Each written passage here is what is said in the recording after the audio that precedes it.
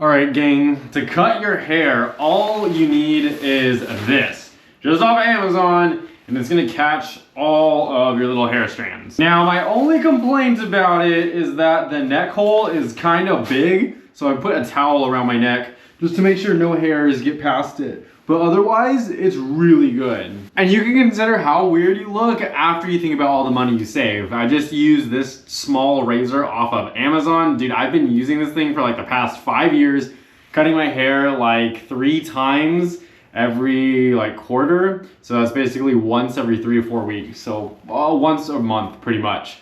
Let's get to cutting. And the hair is cut. Now, if you want to get it done professionally every couple of weeks, that's fine. But if you're just trimming it up to save some money, this is pretty goated. It's like very inexpensive, and all the hair is caught on here, and it like falls off very easily if you brush it off. So I'm gonna go dump this outside real quick. So just came back, and as you can see, there's like nothing on me whatsoever, and there's nothing on this. There's like a little bit, but not a lot, because like I said, it just pulls it off super easily. So I'll have this and this linked together so you can check it out, try it out, and let me know how you cut your hair.